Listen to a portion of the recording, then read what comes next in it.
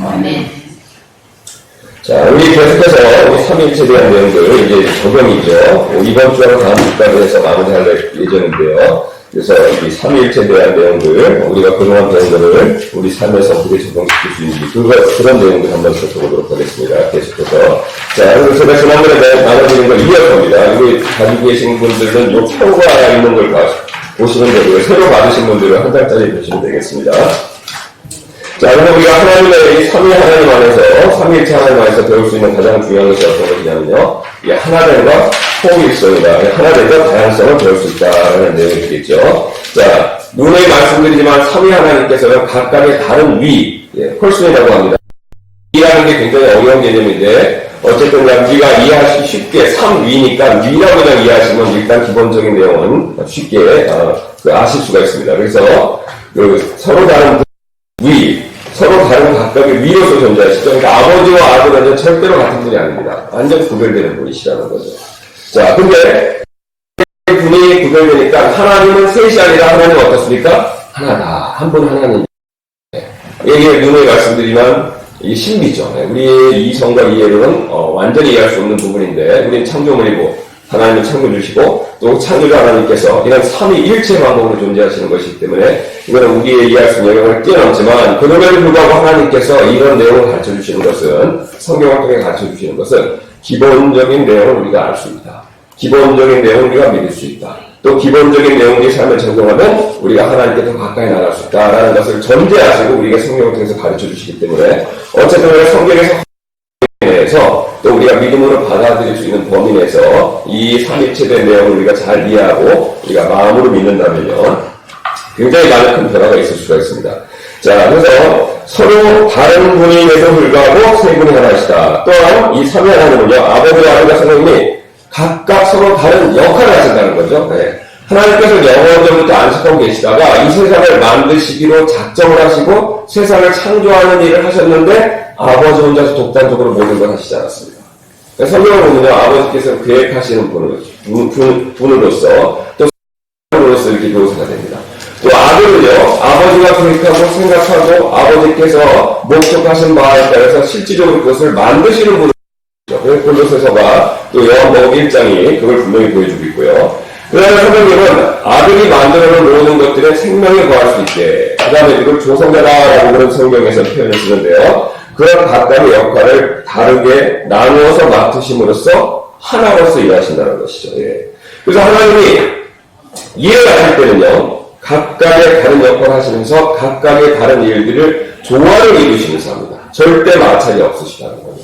자, 그래서 하나님이 그렇게 일하시기 때문에 하나님이 그렇게 일하신 것이 창조세계에 뚜렷하게 그것이 잘 나타나 있습니다. 자, 보시면요. 하나님이 이 세상을 만드시고 사람에게 해주신 첫 번째 기본은 뭡니까? 가정이죠. 자, 가정을 만드시기 위해서 어떻게 하시냐면 하나님께서 자신의 형상으로 사람을 창조하시되 그들을요. 남성, 여성, 우리가 지난 시간에 살펴봤던 내용이지 않습니까? 사람을 만드신다고 했는데 사람을 남성, 여성으로 나눴습니다. 사람을 남성과 여성으로 나누는 거죠. 남성과 여성으로 나눴습니다. 그럼 남성과 여성은요, 각각의 사람입니다. 그래서 각각이 동등하죠. 높낮이가 없습니다. 왜? 남자는 사람이고 여자는 사람입니다. 자, 그런데 남자나 여자가 각각 남성과 여성이 하나님께서 그들에게 맡겨주신 일이 있죠. 어떤 내용입니까? 이 세상 다스리는 거죠. 이 다스리는 일을 할 때, 역할을 할 때, 남자, 여자에게 각각 다른 일을 맡기셨다는 겁니다. 남자와 여자가 똑같은 일을 하는 것이 아니라는 겁니다. 그런데 남자와 여자가 각각 다른 역할을 맡았지만 남자와 여자는요 그것을 서로 완벽한 조화를 이루면서 하나로서 한 팀으로서 그것을 해내도록 하나님께서 그것을 의도하셨다는 겁니다. 예. 자, 그래서 분명히 창조세계 안에 그런 다양성이 있으면서도 그와 동시에 하나됨을 보여줍니다. 그래서 창세기 1장 27절에 하나님께서 이렇게 다양하게 창조하셨다는 것을 보여주시고요. 남성과 여성.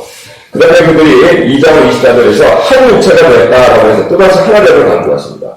뭐, 우리가 대표적으로, 그 다음에 이제 중요한 게 뭐냐면, 교회죠. 가정나도 제일 중요한 게 교회인데, 교회 역시 마찬가지죠. 예, 교회는요, 다양한 사람이, 다양한 연령층이, 다양한 그 경제력을 가진 사람들이, 또 다양한 학력을 가진 사람들이 모이는 곳입니다. 그래서 우리가, 나중에 제가 또 한 번 이 교회에는요, 이방인, 유대인, 다양한 사람들이 존재합니다. 예. 그래서 우리가 이제, 때문에 우리가 다민족을 강조하는 장점이지만, 그게 우리가 신앙생활할 때 단점이 약간 될 수도 있습니다.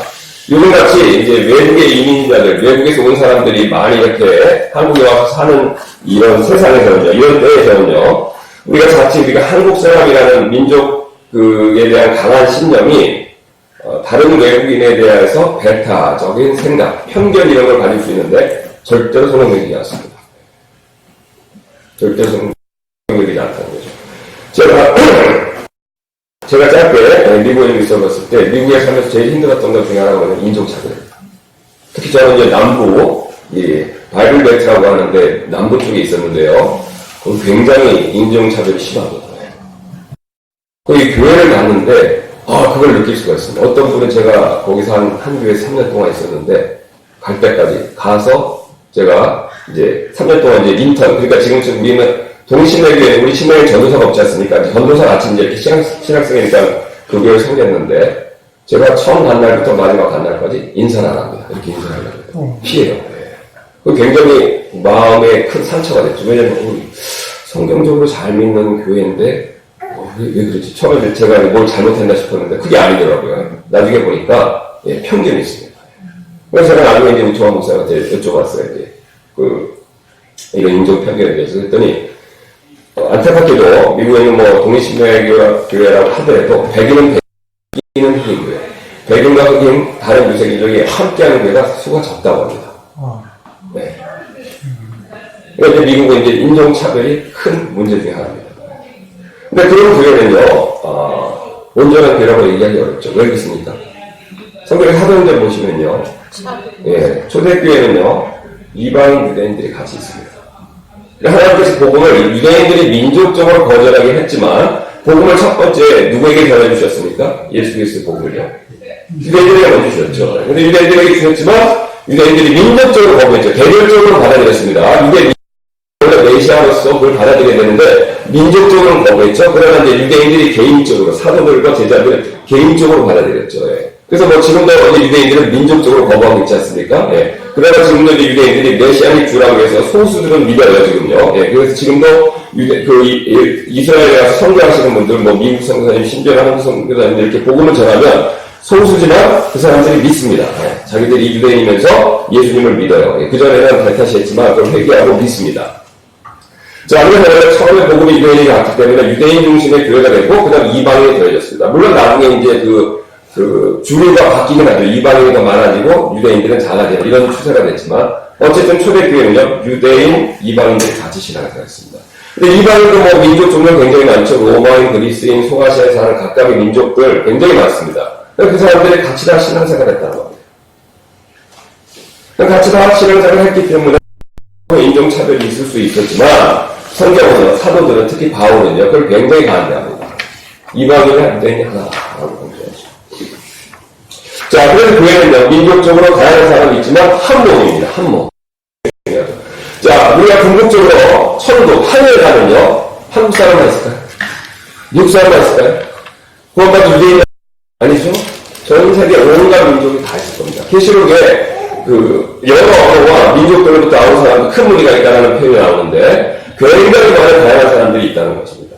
우리가 상상도 못한 어떤 민족과 언어를 쓰는 사람들도 있겠죠. 우리가 알지도 못했던.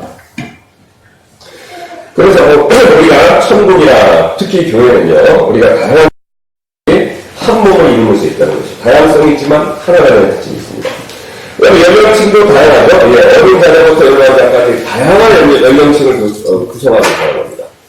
그래서 우리가 교회는요, 나이 든 사람부터 어린아이까지 자유롭게 모든 사람들이 다 올 수 있고, 그 사람들이 하나를 이룹니다. 한 몸을 이룬다는 겁니다. 그 다음에 우리가 또 가난한 자, 부유한 자. 교회는 가난한 사람도 있고, 부유한 자도 있습니다. 다양하죠. 다양한 폭력을 가지고 있습니다. 지혜 있는 자, 지혜 없는 자. 그래, 그 당시에는 제일 많이 나왔던 그리스 사람들, 그 다음에 전혀 지혜와 지식이 없었던 무식하다. 우리가 흔히 얘기하는 바바들의 그런 사람들. 그런 사람들이 함께 하는 거죠. 자, 우리가 이 전문화가 되고 세상이 이렇게 어떤 것에 대해서 세분화되는 추세가 있기 때문에 교회도 이렇게 특정 계층과 특정 연령, 그 다음에 특정 일하는 사람들이 모이는 성향이 굉장히 많습니다. 그건 제가 나중에 또 한번 말씀드릴 대표적 연예인 교회. 이름 자체가, 저는 하는 건 아닙니다만, 그런 식의 이름 자체는 약간, 성경에서 말하는 것과 거리가 있다. 물론 제가 그 교회가 연예인들이 중심으로 생기고, 이제는 다른 분들도 가실 수 있는 걸 아는데, 어쨌든 시작할 때부터가 뭐 연예인 교회라고 해서 마치 연예인들만 가는 교회 같은 인상을 주는 것은, 성경적인 거는 약간 거리가 있다는 겁니다. 또 아니면 뭐 자기가 특정 그 직업을 갖고 있는 사람들이 모여서 교회 정상하는데 역시 성경에서 말하는 교회하고는 약간 거리가 있다는 것이죠. 그게 다 있다는 것이 아니라 교회는 다양성을 포용해야 된다는 겁니다. 다양성. 자, 다양성을 갖고 있지만 그것으로 인해서 서로 분열과 대립이 있어서는 안 되고 하나가 되어야 된다는 것이죠. 이런 원리는요, 우리가 성경을 통해서도 쉽게 발견할 수가 있습니다. 우리 잘 아시는 사람이 영, 몸으로 우리가 이렇게 이루어져 있죠. 우리가 삼분법이라고 하는데, 하나님께서 삼위일체이신 것처럼 우리도요, 영혼, 몸, 이렇게 각각의 세 부분이 나누어져 있지만, 어떤 사람도 영과 혼과 몸을 각각 정확하게 나눌 수 있는 사람도 없고요. 그 사람의 각각의 사람으로서 따로 독립해서 존재한다라고 얘기할 수 없습니다. 여러분 잘 생각해보세요. 영과 혼이 두 개도 따로 온다. 그러면 이게 속칭 세상에서 말하는 정신분열증이죠. 그렇죠? 예. 아니면 뭐 심하면은 뭐 많이 들렸다고 그러냐고요. 네. 이게 셋이 나눠져 있지만요.